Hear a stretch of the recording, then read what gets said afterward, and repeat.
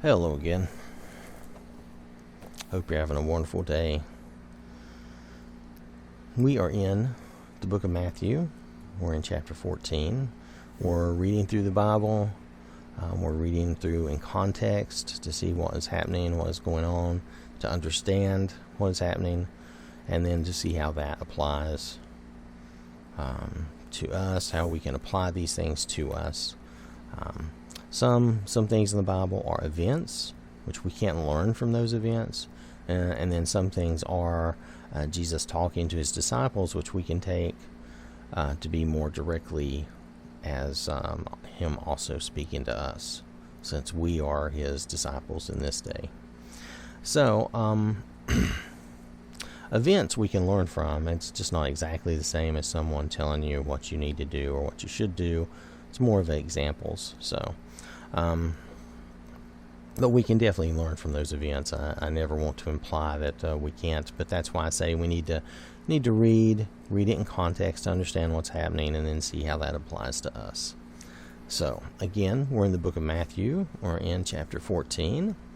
Now I'm going to read verses 13 through 21. Now when Jesus heard this, now what he had just heard was that John the Baptist had been beheaded by Herod. So now when Jesus heard this, he withdrew from there in a boat to a desolate place by himself. But when the crowds heard it, they followed him on foot from the towns. When he went ashore, he saw a great crowd, and he had compassion on them and healed their sick. Now when it was evening, the disciples came to him and said, "This is a desolate place, and the day is now over. Send the crowds away to go into the villages and buy food for themselves." Now here, Jesus had withdrawn because he knew it was not time for him to go through what he must go through. So he withdrew away. In the previous chapter, Herod had heard of Jesus and was concerned that it was John the Baptist come back. But when Jesus heard of John's death, he knew he needed to draw away from there. It wasn't time for him to make the sacrifice that he would make for us later. And he went to, it sounds like a desolate place or a remote place, but the crowds had followed him out, and because he had garnered a certain amount of fame, and here he had compassion on them, and he healed their sick. This is something that we read over and over. Jesus had compassion and healed people and tried to comfort people. He also talked to them and tried to teach them everywhere he went. That was his ministry. Now, then when it was evening, the day was over, and they knew they were out somewhere, pretty far away. The disciples are like, "Hey, these people are going to need something to eat. Probably going to need drink too, in a way, but maybe there was water there." I think they said, well, yeah, they're at a place where there could very well be water because there was a boat and water, so I apologize. Okay, so anyway, so maybe the water was fine and it was just the food, but they needed to send them away so they could get food for themselves. But Jesus said, "They need not go away. You give them something to eat." Now, sometimes I wonder if Jesus was being a little, not in a mean way, but in a teaching type of way, trying to set the disciples up to learn something here. They said to him, "We have only 5 loaves here and 2 fish." Now, I don't know what exactly their loaves would have been, but these would have been loaves of bread that wouldn't have been too big. It would have been enough for you to carry with you, almost like we think of like carrying our lunch in a bag or something. It wouldn't be anything too big. It would be something that they could easily carry with them. Now, so we have only 5 loaves here and 2 fish. And Jesus said, "Bring them here to me." Then he ordered the crowds to sit down on the grass, and taking the 5 loaves and the 2 fish, he looked up to heaven and said a blessing. Then he broke the loaves and gave them to the disciples, and the disciples gave them to the crowds. And when they all ate and were satisfied, I think I misread that. Let me go back. So then he broke the loaves and gave them to the disciples, and the disciples gave them to the crowds. And they all ate and were satisfied.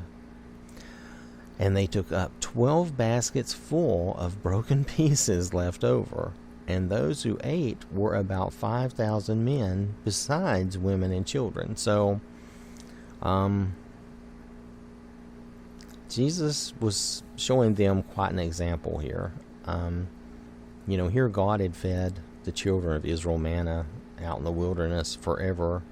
Forever. I'm sorry, that was too extreme. But in the past, he did that, for 40 years, basically. He kept them going. He made sure they had food. And here, Jesus is showing them again that God still provides. And this is just, there's probably multiple lessons you could take from this, but this is just one of those things that pops in my head. Jesus is showing them here again that God provides, that you can pray and trust in God, and he will provide these things that we need. And he's setting that example and teaching his disciples that you don't need to worry about these things. Yes, prepare. Don't be silly and not prepare. Do prepare. Bring your lunch, bring your food. Try to plan ahead and be ready. But trust in God to take care of those things that we can't control, that we can't do anything about. And here you have these thousands of people following them, and I guess they weren't prepared for that. They didn't know that was going to happen. But here Jesus, basically prays, says a blessing. He looked up to heaven and said a blessing. And then he started breaking the loaves and the fish. Actually, hold on a second. It says, then he broke the loaves and gave them to the disciples. It really doesn't say anything about the fish. I assume that the fish were involved, though. Because it does say taking the 5 loaves and the 2 fish. So, I'm assuming that all was shared. But it does only say the bread. But I'm sure it was both, because that was a thing. For the area they lived in, that would have been a pretty standard thing to have, bread and fish.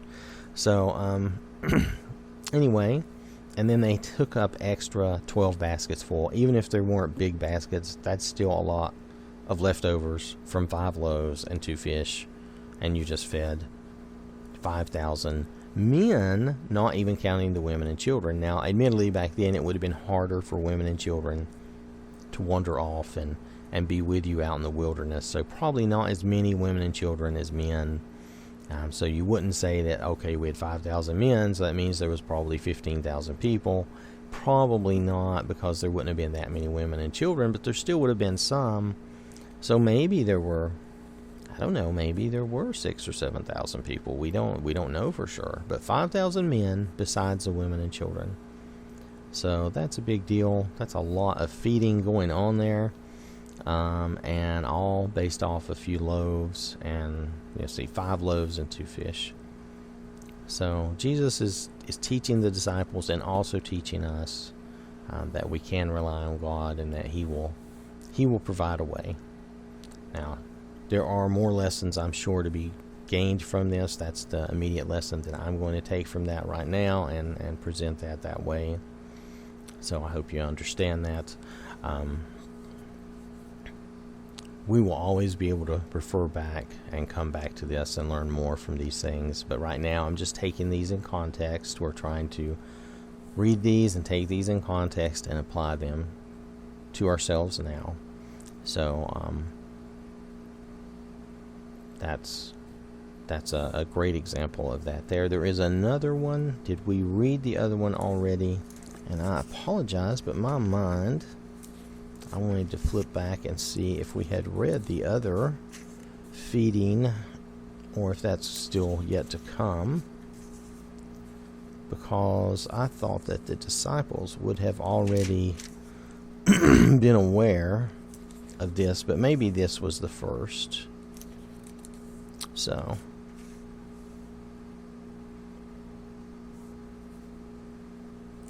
I was just checking to see if the other... Okay, so I think maybe this was the first. If we find that it's not, then I apologize. We will cover that. No, this is the first one. Later in the next chapter, Jesus also feeds 4,000 people. And so This time is the first time, and the disciples had not seen this before, so they did not know. They did not know what was going on here. This is the first time they had seen that. That's what I was trying to check on. So, pardon me for that. But yeah, this is the first time that Jesus feeds a large group of people with just minimal food, showing that God does supply, even though you weren't prepared, or you didn't know that this was going to happen. When something maybe unexpected happens, God does supply for us and take care of us in our time of need. And it's also a good example of giving a blessing before you eat. Something we can all do, and we should think of God and thank Him for all that He gives us. So that's just a minor little thing from that. So thank you for listening. I'm gonna when I come back, we'll move on to the next part of this. I keep trying to break these up into logical little pieces so that we can have just a minor discussion about them. If you have any comments or insights, please make those down below, and I will respond to those as soon as I can. All right. So thank you. God bless you. Hope you have a wonderful day.